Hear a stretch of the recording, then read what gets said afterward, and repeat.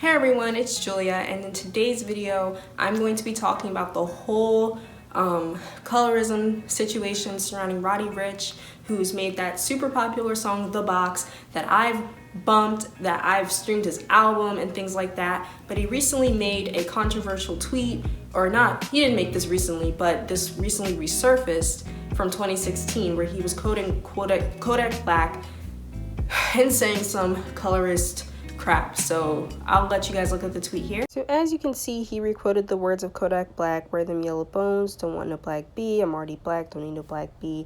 And I just feel like this is like really offensive and just not cool. I also wanted to shout out Chrissie for kind of starting this conversation about Roddy Ricch, and she honestly brought it to my attention, so shout out to her. Alright y'all, so I just wanted to insert a quick disclaimer. I don't want any black men coming on this video. If you happen to come across it talking about, man, you're attacking black men, trust me. I have a lot of black male friends that I respect, and I respect a lot of black men. I have a father that's a black man. I have a lot of respect for black men. I just have to kind of call it what it is right now in the entertainment industry. And the entertainment industry kind of tends to sort of, a lot of people tend to let the entertainment industry speak for themselves, or speak for them instead of like their own voice, something like that. Yeah, so like I just feel like I wanted to make that disclaimer. But yeah, I literally have nothing against black men. I don't have like anything. It's just something that I've been noticing on a mass scale that's just getting out of hand. And yeah, had to put that out there. Also, no hate towards Roddy Ricch at all. I just think it's just like, it just seems like it's a narrative that keeps being repeated no matter who comes to the forefront, no matter who comes to the top. And I understand that it was a long time ago, but I just feel like still in 2016, comments like that are pretty tacky. So I don't know. Yeah, again, needed to speak my truth. So yeah, again, you don't have to not support him. I just think we need to be aware of the kind of mentality that a lot of these artists have. It's annoying. So yeah, basically he was talking about how like I don't need no black B and recoding Kodak, and honestly, are y'all surprised? Because I particularly am not surprised by this. I feel like this is a narrative that's been pushed in the media for a very long time. This has been something that's been going on in Hollywood for a very long time amongst black men in Hollywood, where the disrespect for black women has been very rampant. And we've seen this with Gilbert Arenas and Lupita Nyong'o a few years ago. We see this with poor Tory Naughton getting constantly attacked by 50 Cent.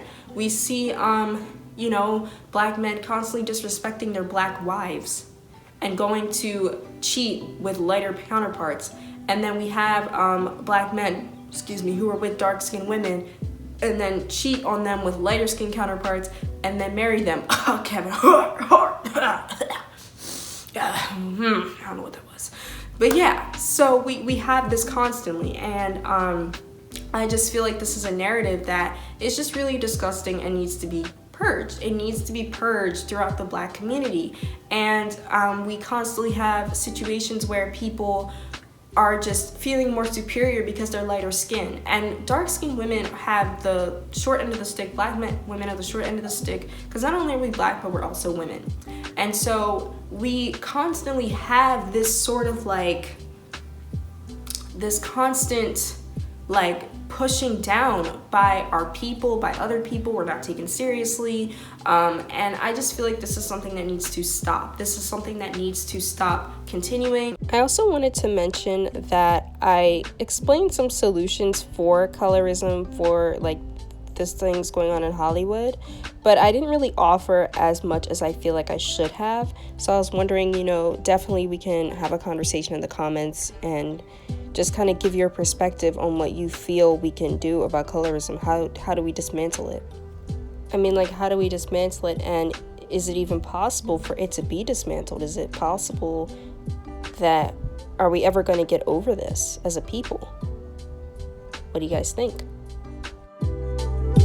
And yeah, I really feel like with Roddy Ricch, what we can do is we just don't need to support him. You can you can listen to his song, but you don't gotta buy it. You don't have to stream it as much. You don't have to go to his concerts. You don't have to give him free promo, in the words of Chrissie. You don't have to give him promo. You don't have to text him to your friends. You don't have to do all that, because we as Black people, we make things pop. We make things pop, we make things popular. And so we don't have to like constantly be supporting these people. And it's just, like I said, it's just really upsetting. And it's the fact that we need to be honest here and say that these celebrities do not stand for us. They do not represent us, you know? For example, like Kevin Hart don't speak for me, Kanye don't speak for me, which is why, you know, I don't get as upset when they say BS like this, because they don't speak for me. Even though I love Ryan Destiny, she doesn't speak for me either. What we need to do in our community is it starts in our community. It starts in our communities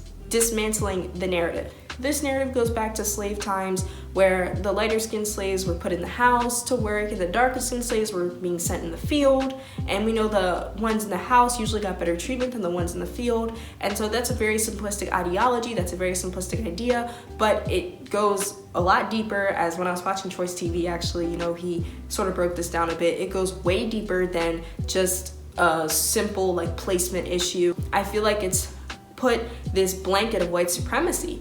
And I feel like what doesn't make sense to me is that you feel more superior, but the reason why is because you're closer to white. And yet y'all want to cry about racism, you want to cry about how we're not together as people, but then you want to go in on each other for having a darker shade because I'm this, because that, and then all of a sudden you want me to want to come together constantly when we're infighting. Trust me, all the white people that are up on the higher ups that are, you know, really living the life, they're probably looking at us and they're laughing. They're like, yes, we are carrying on our ancestors' work, because this was work put in place by white people and made to kind of separate us so we take our eyes off of the real problem. And so I feel like we need to take our eyes off the real issues here. And this face right here, y'all, is the face you make when you realize you done goofed. I mean, we need to put our eyes on the real issues here, and we need to stop like going against each other. It's just really sad. And like I say, you have a lot of Black men who go to bat for other Black men. But when Black women are being attacked on social media, crickets. When Ari Lennox and Tiana Taylor were called Rottweilers, crickets. When Blue Ivy was being attacked, I mean, there were Black men defending Blue Ivy and things like that, but you didn't hear any big names like Snoop Dogg, Lil Boosie, T.I., who want to talk about every single situation that happens with a Black man, but they don't want to say anything when things come to Black women. But they have everything to say when it comes to one of their brothers. Whenever one of their brothers are getting attacked, they have a million things to say.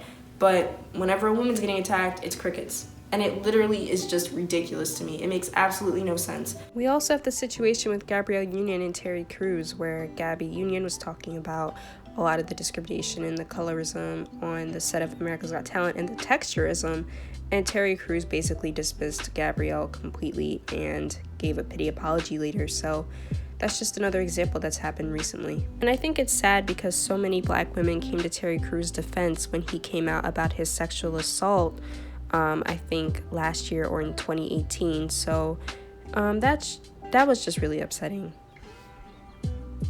But like I said, this kind of just shows their self-hate that they're going through, their superiority that they want. And I just feel like, again, we need to start in our communities. If you see a young Black girl, tell her she's beautiful, especially if you know that she's struggling with her skin tone or who she is and things like that. Because I was one of those girls that struggled with her skin tone, that struggled with her hair texture. Texturism is another huge thing going on in the Black community that a lot of people want to dismiss as a myth, but it's true. We have a lot of people literally wanting to have children with lighter skinned people or biracial people simply because they'll have good hair. I mean, it's sick. And like, you know, me having 4C hair, it took me a long time to really accept my hair for what it was. And I feel like this is another thing, you know, a lot of Black women are getting thrown out of their establishments, their workplaces, schools, because they have this kind of hair, or they have dreads, or they have braids, and we can't even embrace our hair and our hair texture, but then another race wears it and it's cute. It's made cute, it's made cool, and then these same people who are preaching and things like that, they have nothing to say when these things happen to Black women. So again, there's a complete and huge disparity here, and I just feel like we need to do our part to dismantle it in our communities. And again, we don't need to support these people, and these people don't stand for y'all, okay? They don't stand for y'all. There's also the issue about how a lot of darker skinned people really don't get a lot of representation in the media. We don't really have a lot of Black lead roles. We don't have a lot of purely Black people. And I actually talked about this in one of my classes last year, my intercultural communications class. I spoke about this, I made a speech about it, about how like we have a lot of like biracial people playing Black roles, like Yara Shahidi in Blackish, who's playing a Black girl when she's biracial, she's Iranian and Black. And then even like the Cosby Show with Denise, as well as A Different World with Whitley. Whitley was playing a Black girl, Black woman, but she's biracial. So this has been going on for a long time, and don't get me wrong, Whitley killed her role. Like, Jasmine Guy is amazing, but this just goes to show you how like we have a lot of biracial people playing Black roles, and that's where the issue comes in of like, why are biracial or like, you know, why are they the representation for Black people? Why are they why can't we cast Black actors who are very talented? So I just really wanted to make this video. This is like the 4th time I've recorded this because my phone's acting funny and the lighting's all messed up and the sound's all messed up, but hey, we got it out. So thank you all for watching this video. Please give it a like, please give it a comment if you enjoyed it, and I'll see y'all next time. Peace.